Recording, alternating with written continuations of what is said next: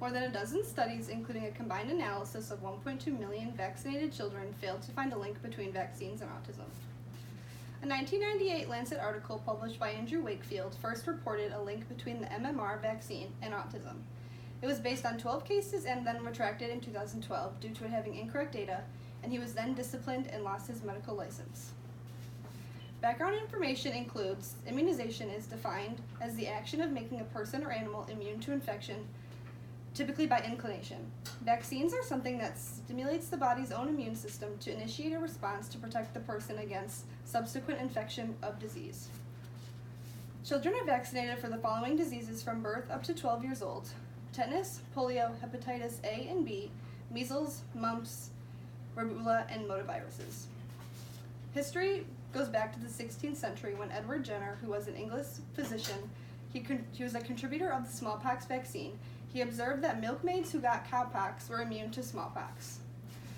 In the 17th century, Louis Pasteur, who was a French chemist and microbiologist, developed antidotes and cures to many dangerous illnesses such as anthrax and rabies.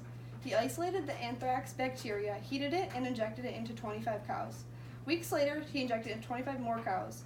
The 25 vaccinated cows were the only ones that lived. Some common knowledge includes that diseases such as smallpox and polio have been eradicated from the U.S. Children attending public schools or visiting public places are less likely to catch or spread contagious diseases if they are vaccinated.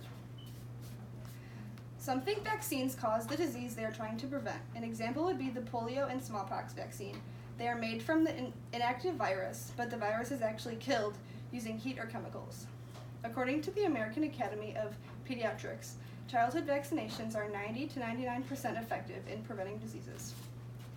Some think that vaccines cause side effects like autism, which is false, like I said earlier about Andrew Wakefield. What if I can't afford it?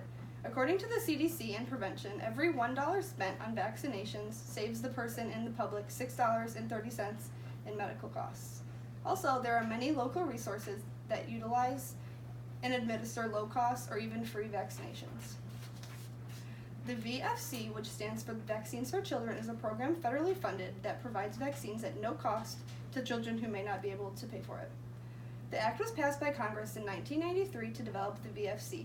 Over 40,000 physicians are currently enrolled. State and local requirements are that every schools have school entry that are important tools for maintaining high vaccination covering rates, and in turn lower rates for VPDs, which stands for Vaccine Preventable Diseases.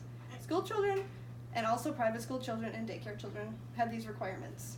All states provide medical exemptions, and some states offer religious exemptions. Religions that don't believe in vaccinations are the Muslim religions. The authorities declare they are unacceptable since they contain pork-derived products. The Dakar document was passed in 2017 by Islamic leaders on vaccinations. This document explains the necessity for vaccinations and how they protect everyone from infectious diseases. It discusses the need and the history, and also talks about the responsibility of parents to do the right thing. A religion that supports vaccinations is the Catholic Church, because the risk of not getting the vaccine outweighs the religious concerns of using them. The process that immunizations and vaccines go through has many tests before it is even given to the public. Officials would never allow providers to give the vaccine out if it was not safe. According to the CDC and prevention, new vaccines go through a multiple-step process before it's ever administered. It involves careful testing and monitoring before and even after. It goes through clinical trials, and it makes sure it's safe, and there's a reporting system in place that tracks the side effects around the country once it is physically available. Vaccines save millions of lives each year. According to the World Health Organization, the measles vaccine alone saved more than 17 million lives between 2000 and 2015. It saves billions of dollars in healthcare, so the short-term effect might be expensive, but long-term, it's cheaper than the medical costs of getting the disease you could have prevented, and the cost of anyone else contracting the disease and trying to contain it. Vaccines are important against antibiotic resistance. Vaccines help fight resistance, according to the World Health Organization. The overuse and misuse of antibiotics become a major public health concern. Vaccines reduce the risk of illness, which then reduces the risk of antibiotic use. Have you ever heard of needleless vaccinations? It is currently only an injection, but animal studies have shown oral immunizations could become an alternative, because needles in healthcare are always a risk.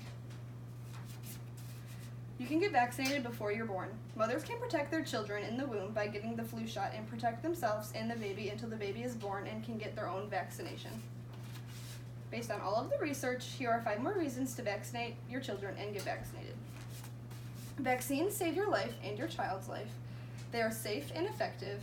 They protect other people you care about. They save money and time in the long run, and they protect future generations. Imagine if there was never a polio vaccine or a smallpox vaccine. Thank you.